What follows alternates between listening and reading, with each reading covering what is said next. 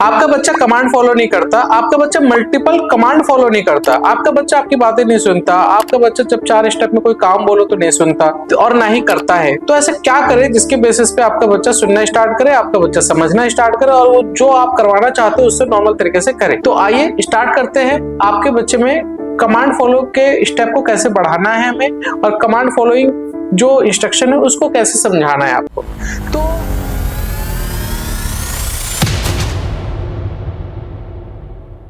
नमस्कार, मैं doctor Pradeep Kumar from सदरी हेल्थ सेंटर। आपका बच्चा कमांड फॉलो नहीं करता, आपका बच्चा मल्टीपल कमांड फॉलो नहीं करता, आपका बच्चा आपकी बातें नहीं सुनता, आपका बच्चा जब 4 स्टेप में कोई काम बोलो तो नहीं सुनता और ना ही करता है। तो ऐसा क्या करे जिसके बेसिस पे आपका बच्चा सुनना स्टार्ट करे, आपका बच्चा समझना स्टार्ट करे और वो जो आप करवाना चाहते हो उससे नॉर्मल तरीके से करे। तो आइए स्टार्ट करते हैं आपके बच्चे में कमांड फॉलो के स्टेप को कैसे बढ़ाना है हमें और कमांड फॉलोइंग जो इंस्ट्रक्शन है उसको कैसे समझाना है। तो हमारे पास बहुत सारे स्किल सेट होते हैं जिसके ऊपर हमें काम करने की जरूरत पड़ती है, तब जाके हमारे बच्चों में कमांड फॉलोइंग का लेवल बढ़ रहा होता है। इसको स्टेप बाय स्टेप समझेंगे और सारे फैक्टर को ध्यान में रखेंगे। और ये वीडियो मेरी बहुत लंबी बनने वाली है, तो प्लीज मेरी वीडियो पे बने रहिएगा। सारे फैक्टर के ऊपर बात करूंगा ताकि एक अच्छे से समझ पाए और आप अपने बच्चे के ऊपर जब आप 4 स्टेप में भी कोई काम बोल रहे हैं या मल्टीपल सेंटेंस बोल रहे हो उसके सामने, तो भी बच्चा आपका समझ पाए और उस पर कमांड प्रोसेस कर पाए। तो आइए स्टार्ट करते हैं। देखिए, जब भी हम कमांड फॉलो की बात करते हैं ना, तो हम एक सेंटेंस की बात कर रहे होते हैं और सेंटेंस में वर्ड आते हैं। सबसे पहले आपको ये समझना पड़ेगा कि आपका बच्चा जो सेंसरी इशू चल रहा है बच्चे में, या कोई ऐसा सेंसरी इशू नहीं भी चल रहा है, या कोई स्टिमिंग चल रहा है या स्टिमिंग नहीं भी चल रहा है, लेकिन आपका बच्चा वर्ड कितना समझता है उस सेंसेस को लेके। टैक्टाइल को लेके वर्ड होते हैं, प्रोप्रोसेप्टिव को लेके वर्ड होते हैं, वेस्टिबुलर को लेके वर्ड होते हैं, ऑडिटरी लेवल पे वर्ड होते हैं, विजुअल लेवल पे वर्ड होते हैं, बहुत सारे वर्ड होते हैं। जैसे मान लीजिए मैंने बोला आगे, मैंने बोला पीछे, मैंने बोला साथ में या मैंने बोला भारी, मैंने बोला हल्का, मैंने बोला रफ, मैंने बोला सॉफ्ट। ऐसे बहुत सारे वर्ड होते हैं जो कि विजुअल लेवल पे यूज हो रहे होते हैं, जो ऑडिटरी लेवल पे यूज हो रहे होते हैं, जो टैक्टाइल लेवल पे यूज होते हैं, प्रोप्रोसेप्टिव लेवल पे यूज होते हैं, वेस्टिबुलर लेवल पे यूज होते हैं। तो इन सब के ना वर्ड होते हैं। जैसे मान लीजिए मैं वेस्टिबुलर की बात कर रहा हूँ कि मैंने बोला कि आपको झुकना है और फिर थोड़ा आगे जाके खड़े हो जाना, तो ये मूवमेंट को लेके वर्ड है। अब मैंने बोला हाथ आगे करो पैर पीछे करो, ये मूवमेंट को लेके वर्ड है।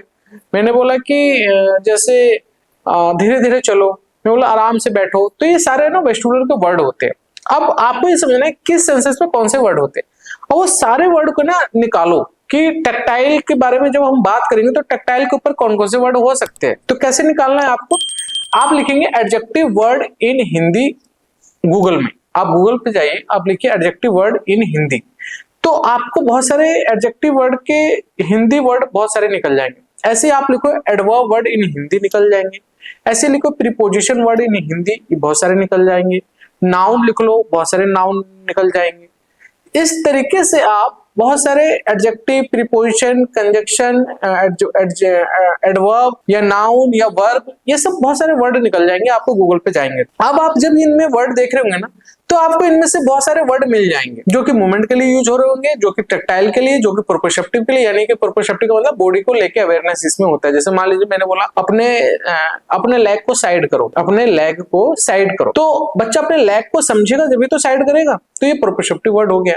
मैंने बोला भारी वजन को या जो हैवी ऑब्जेक्ट है उसको अपने एल्बो से साइड करो, तो एल्बो से साइड कर पा रहे तो वो उसके लिए वर्ड हो गया वो। तो ये सब जो वर्ड है ना वो आपको मिल जाएंगे इजी तरीके से जब आप गूगल पे ये सारे जो मैं पार्ट ऑफ स्पीच की बात करूं वो सब सर्च करेंगे इन हिंदी या जो भी आपका पर्टिकुलर लैंग्वेज है उसमें देखेंगे। तो इसके बाद जब आप ये समझ पा रहे कि मेरा बच्चा तो वन वर्ड पे कमांड फॉलो तो कर रहा है, जो जो वर्ड मैंने निकाले वो सारे कमांड फॉलो कर रहा है, वो वन वर्ड पे कमांड फॉलो कर रहा है, देन फिर आप आओ सेकंड वर्ड पे। सेकंड वर्ड का मतलब क्या है कि आप एडजेक्टिव प्लस एडवर्ब ऐड करो, वर्ब प्लस एडजेक्टिव ऐड करो, एडजेक्टिव प्लस प्रीपोजिशन यूज करो, प्रीपोजिशन प्लस वर्ब यूज करो, पार्ट ऑफ स्पीच को मिलाने की कोशिश करो। और आपका बच्चा एक पार्ट ऑफ स्पीच को समझता है, किसी वर्ड को समझता है, तो दूसरे वर्ड को भी पहले समझाइए, फिर दोनों वर्ड को एक साथ लेके आइए। जैसे आप बोलेंगे कि रेड बॉल उठाओ और भागो, भागो वर्ड आपने समझाया होगा तो समझ जाएगा, रेड बॉल आपने समझाएगा तो समझ जाएगा। तो रेड बॉल उठाओ और भागो, ये 2 वर्ड हो गए, यानी कि बच्चा वर्ब हो गया और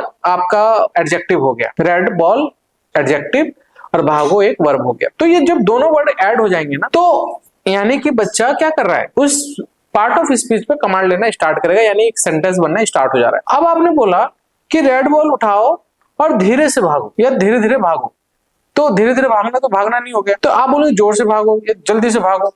तो ये जो एडवर्ब हो गया, वर्ब हो गया, एडजेक्टिव हो गया और नाउन हो गया, ये सब सारी चीजें जब आएंगे ना एक साथ, ये सब सारी चीजें मिला के एक सेंटेंस बना रही है। और ये सारे सेंटेंस है ना आपका बच्चा जब फॉलो करने लग जाएगा तो आपको लगेगा कि मेरा बच्चा ये सारे सेंटेंस पे कमांड फॉलो कर रहा है। क्यों? क्योंकि आपने इसको ब्रेक करके उसको समझा दिया है। अब आप ये कहेंगे कि सर ये तो हो गया, मेरे बच्चे ने समझ लिया, लेकिन जब इसमें और ज्यादा सेंटेंस ऐड करते तो बच्चा फिर मिस कर देता है। अब यहाँ पे आते हैं कि जब मिस कर रहा है तो वो क्यों मिस कर रहा है? क्योंकि कई बार ऐसा देखा जाता है कि बच्चे को 2 कमांड दो ना, तो पहला वाला कमांड करेगा, सेकंड वाला कमांड छोड़ देगा, या सेकंड वाला करेगा या फर्स्ट वाला छोड़ देगा, ये देखने को मिलता है। तो यहाँ पे एक बहुत इंपॉर्टेंट चीज आ जाती है कि आप हैंड टू हैंड सपोर्ट कितना कर रहे हो बच्चे को, आप इमिटेशन कितना दे रहे हो बच्चे को। मान लीजिए कि आप ब्रश करते हो, ब्रश करने का एक अलग स्टेप है, ब्रश करने के एक अलग वर्ड होते हैं, नहाने के वर्ड अलग होंगे, तो नहाने के स्टेप भी अलग होंगे। तो आप ये नहीं बोल सकते ना कि मेरे बच्चों को नहाना सिखा दिया तो ब्रश करना भी आ जाएगा। तो जब आप ब्रश करना सिखा रहे होंगे ना, तो समझिए कि कितने स्टेप में काम हो रहा है, तो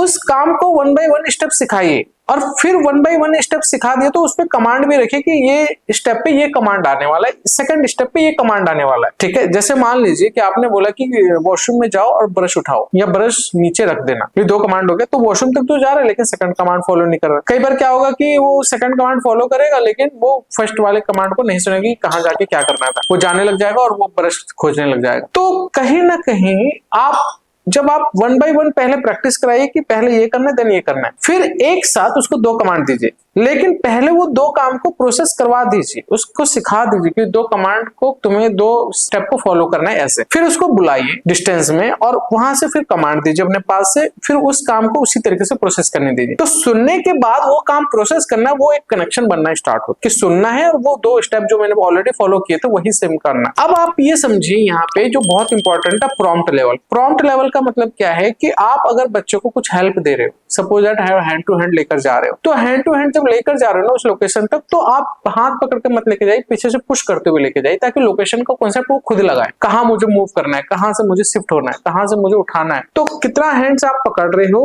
उसको उठवाने के लिए, कितना आप पुश कर रहे हो उस लोकेशन तक जाने के लिए, और कितने बार बोल रहे हो वो कमांड फॉलो करने के लिए। वो 2-3 जो चीजें है ना उसको धीरे धीरे करके फेडअप करना है, यानी धीरे धीरे करके ग्रेजुअली उसको धीरे धीरे कम करना है। तब जाके आपका बच्चा वो 2 कमांड एक साथ लेगा और 2 सेंटेंसेस को एक साथ सुन के वो 2 कमांड एक साथ फॉलो करेगा। अभी और भी बहुत सारी चीजें होने वाली है इसमें, उसके बारे में बात करूंगा मैं धीरे धीरे। तो ये जो चीजें है ना उसको आपको समझना है कि हैंड टू हैंड सपोर्ट कितना देना है, आपको कितना बोलना है। आज मान लीजिए 10 बार बोला आपने वही 2 कमांड, आप कल सोचे कि मैं 5 बार बोलेंगे, उस कमांड को फॉलो करेगा। लेकिन आप ये मत सोचना कि जब 2 सेंटेंस सिखा दिया तो वो हर जगह वो करने लग जाएगा, नहीं। हर चीज है ना, हर चीज उसके लिए सीक्वेंसिंग होगी, हर स्टेप उसके लिए सीक्वेंसिंग है। आप जैसे ब्रश करते हो ना, मैं नहीं करता, लेकिन आपकी तरह ब्रश करने सीखने के लिए मुझे स्टेप को समझना पड़ेगा। तो जब भी सीक्वेंसिंग की बात करते हो, जब स्टेप बढ़ाने की बात करते हो, तो हर एक स्टेप एक नया स्टेप होता है बच्चे के लिए। तो आप पहले सिखाइए एक्शन परफॉर्म करना, और उस वर्ड पे कमांड लेना सिखाइए, और उस वर्ड पे कमांड लेने के बाद उस सेंटेंस बनाइए, उस सेंटेंस पे फिर बोलकर उसको 2 स्टेप प्रोसेस करवाने के बाद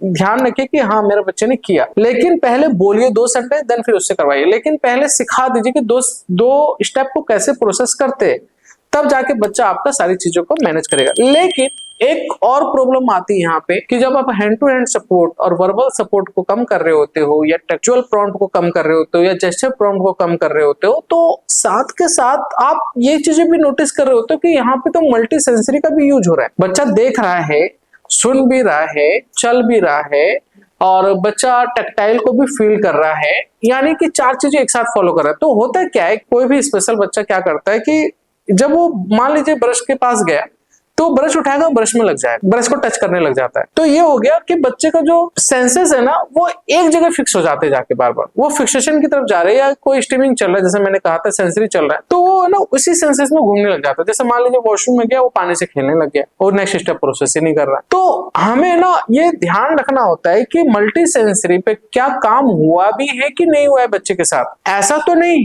कि मल्टी सेंसरी के साथ काम ही नहीं हुआ हो और हम सोचे कि बच्चा नॉर्मल तरीके से बिहेव करेगा, कहीं भी जाएगा तो या नॉर्मल तरीके से कमांड फॉलो कर लेगा। मान लीजिए उसे कोई लाइट दिखती कलरफुल, और उसका एक आदत बना हुआ है कलरफुल लाइट देखने का। तो जैसे ही आपने 2 स्टेप बोला कि जाओ आगे से, और आगे से जाके ये चपाती लेकर आओ और फिर इसके ना नीचे रख देना, फिर मेरे पास आ जाना, अब उसको आता है फॉलो करने। लेकिन जैसे वो गया तो साइड में एक कलरफुल लाइट भी जल रही थी, तो वो कलरफुल लाइट देखने लग जाएगा और हमें लगेगा मेरा बच्चा कमांड ही नहीं प्रोसेस कर रहा है, कमांड फॉलो नहीं कर रहा हमारा बच्चा, टूटू सेंटर आता तो है, लॉस्ट तो नहीं हो गया कहीं। तो आप ये समझिए कि आपका जो बच्चे का स्ट्रीमिंग है या बच्चे का जो सेंसरी बिहेवियर चल रहा है वो कितने कंट्रोल कर रहे हो आप, उसको कैसे मैनेज कर रहे हैं।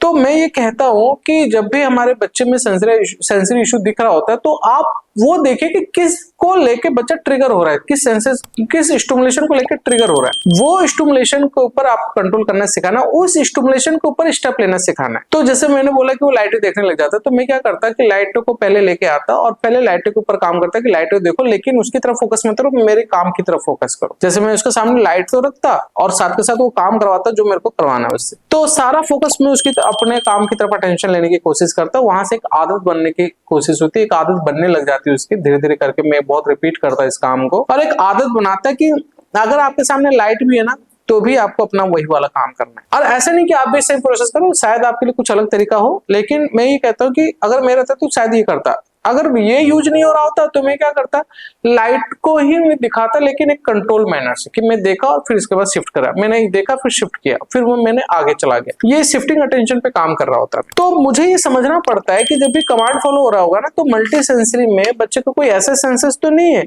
कि जब बच्चा किसी सेंसरी को देख रहा है या किसी स्टिमुलेशन को देख रहा है, किसी सेंसस को मैनेज करने, किसी सेंसर से किसी स्टिमुलेशन को मैनेज करने की कोशिश कर रहा है, तो बहुत ज्यादा उसमें इंगेज हो जा रहा है। तो उस एंगेजमेंट को हटाना पड़ता है, उस स्टेप को समझना पड़ता है और मल्टी सेंसरी एक साथ लेके आना पड़ता है कि 4 सेंसर्स को एक साथ प्रोसेस करे बच्चा। अदरवाइज क्या होगा कि मान लीजिए आप चल रहा है बच्चा और एकदम से कोई आवाज दे देगा बीच में, तो बच्चा एकदम से फोकस हटेगा और वो सारा जो स्टेप प्रोसेस कर रहा था सारा ब्रेन से निकल जाएगा। तो ये जो है ना कि स्टेप को बढ़ाना कैसे, तो मल्टी सेंसरी पे काम करना बहुत जरूरी है। और ये काम होता कैसे, आप 2-2 काम 3-3 काम को एक साथ प्रोसीड करवाओ। कैसे, मान लीजिए कि आप टेक्टाइल के ऊपर खड़ा कर रखे हो, आप झुका भी रखे हो बच्चे को और आप किसी चीज को बोलो देखो और पढ़ो या किसी चीज को देख के करो, तो वो जो 3 सेंसेस है ना कि टेक्टाइल भी मिल रहा है, वेस्टिबुलर का भी ऊपर हो गया काम और आई कांटेक्ट भी आप ले रहे हो किसी कहीं पे, तो 3 सेंसेस एक साथ मैनेज कर रहा है। फिर आप 4 सेंसेस भी एक साथ मैनेज कर दो कि सुनाई भी, कोई बोल भी रहा है लेकिन ध्यान देना है जहां पे फोकस हो रहा है, जहां पे आई कांटेक्ट बनाना है, ब्रेक मूवमेंट भी लेना है, साथ के साथ टेक्टाइल के ऊपर भी खड़ा हुआ पड़ा है, या डिसबैलेंस सरफेस जहां पे टेक्टाइल थोड़ा रफ सरफेस है या सॉफ्ट सरफेस है। तो 4 सेंसेस 5 सेंसेस एक साथ आते हैं ना, तब जाके बच्चा अपने सेंसेस को मैनेज कर रहा होता है। मतलब एक साथ 7 सेंसेस को भी लाओगे ना तो ही बच्चा मैनेज करता है, मल्टी सेंसरी कॉन्सेप्ट को लेके चलता है। तो वो चीजें बहुत जरूरी है कि कहाँ फिक्सेशन है, उस फिक्सेशन को कैसे कंट्रोल करना, उस फिक्सेशन पे कैसे काम करना, वो चीजें समझने की जरूरत पड़ेगी जब भी आप कमांड फॉलो को बढ़ाना चाह रहे हो। नेक्स्ट स्टेप है जो इमिटेशन। कई बार हम बच्चों को करके दिखा देते हैं कि ऐसे करना था आपको, ये ना तरीका नहीं होता कि आप करके दिखा दो बच्चा कर जाएगा। आपको ये समझना पड़ता है कि आपको कितना हेल्प देना पड़ेगा। देखिए, पहले फिजिकल इमिटेशन करा रहे हैं कि एक्शन इमिटेशन करा रहे हैं कि ओरल मोटर इमिटेशन करा रहे हैं, ग्रोस लेवल पे इमिटेशन करा रहे हैं, तो या फाइन मोटर इमिटेशन करा रहे हैं, तो कौन सा इमिटेशन का पार्ट लेके चल रहे हैं, या मैचिंग करा रहे हैं, colour matching, shape matching, object matching, कौन सा मैचिंग करा रहे हैं आप पर्टिकुलर आपको समझना पड़ेगा कि ये मैचिंग चल कौन सी रही है, इमिटेशन कौन सा चल रहा है। तो आप जब इमिटेशन करा रहे होगे, बेटा ऐसे करो ऐसे करो, ऐसे ऐसे करने से बच्चा ऐसे करना नहीं लग जाएगा। आपको हैंड टू हैंड सपोर्ट करना पड़ता है। बच्चा नहीं कर रहा, मान लीजिए मैंने बोला कि एक तो देखो इमिटेशन होता है बोलकर, एक होता है विदाउट बोलकर, कि आप कुछ बोल रहे जैसे नोज टच तो बच्चा नोज टच करे, लेकिन आप बस बोल दिखा के कि करो करो ये करो करो, अब बच्चा नहीं कर रहा। आप बोल नहीं रहे और सिर्फ दिखा रहे हैं, तो आपको क्या करना है, थोड़ा हैंड टू हैंड सपोर्ट करके उस लोकेशन पे लेके जाना है। चलो फिर से करो, चलो मैं कर रहे हो ना, ये देखो फिर से करो, ठीक है।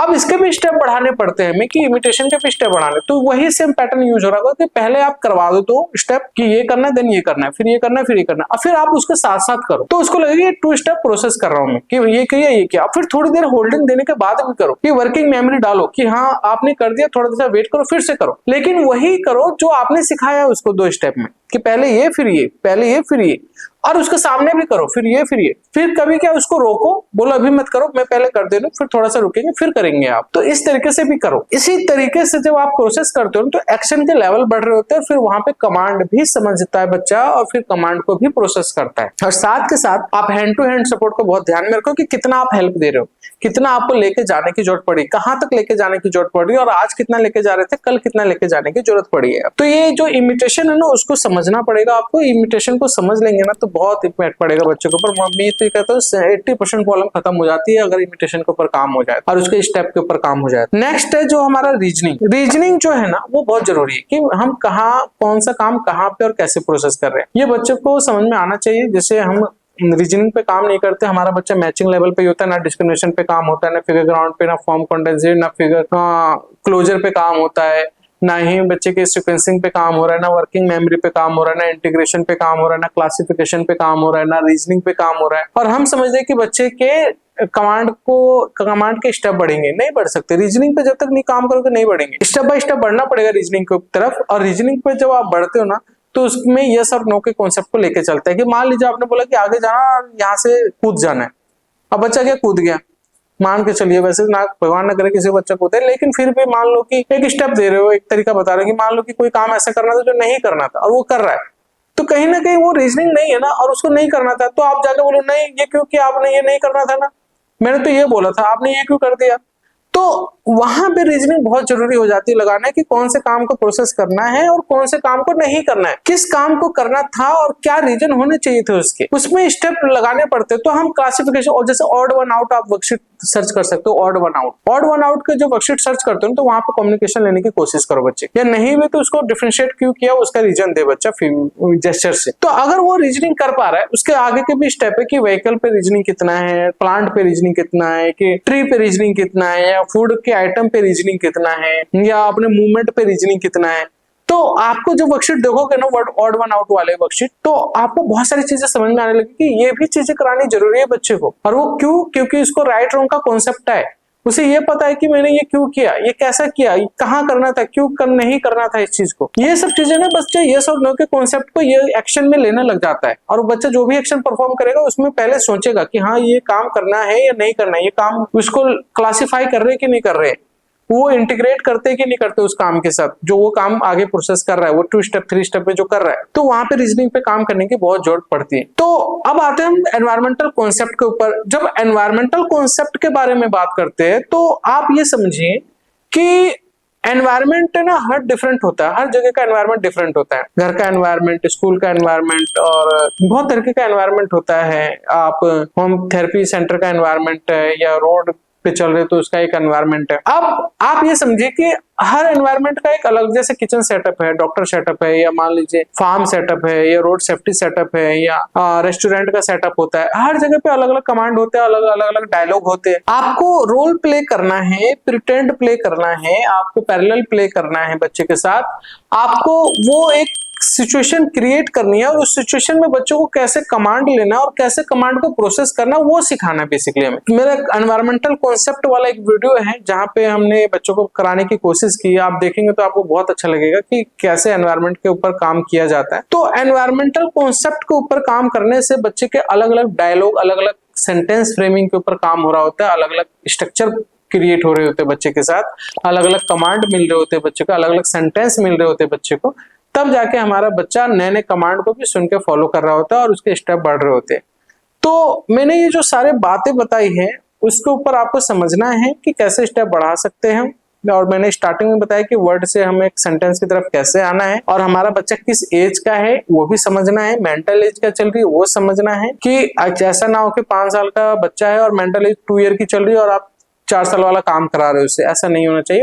अगर 2 इयर्स का एज है तो 2 इयर्स वाला काम कराना है, फिर 2.5 वाला कमांड देना है, फिर 3 वाला कमांड देना है, फिर 3.5 वाला, फिर 4 वाला, फिर 4.5, फिर 5। अब ये जो चीजें ना स्टेप बाय स्टेप बढ़ने के लिए तो वो जो बहुत जरूरी है। अदरवाइज क्या होगा ना, बच्चा फ्रस्ट्रेट होगा, एग्रेसिव होगा, सेंसरी ओवरलोड होगा, उसके ऊपर एग्रेशन आएगा, एंजाइटी बनेगा, फियर बनेगा कमांड को लेके, और वो एस्केप बिहेवियर आएगा। जब जब आप कमांड दोगे ना तो बच्चा भागने की कोशिश करेगा, बच्चा बचने की कोशिश करेगा। तो वो बचे ना और वो चीजों को समझ समझ के चले, स्टेप बाय स्टेप चले, वो बहुत जरूरी है। तो इन सारे फैक्टर के ऊपर काम कीजिए, तब जाके बच्चा आपका कमांड बहुत अच्छे से फॉलो करेगा, और जैसा आप चाहते हो वैसा फॉलो करेगा, तब जाके हमारा बच्चा नॉर्मल लगता है। So thank you so much, मुझे सुनने के लिए बहुत बहुत धन्यवाद। और अपने बच्चों के ऊपर काम करते रहिए और इसी तरीके से आगे बढ़ते रहिए। मेरे चैनल को सब्सक्राइब कीजिए और शेयर कीजिए जो पेरेंट्स नहीं जानते कि स्टेप कैसे बढ़ते हैं, ताकि उनके बच्चे के ऊपर भी काम हो पाए और सब बच्चों का भला हो पाए।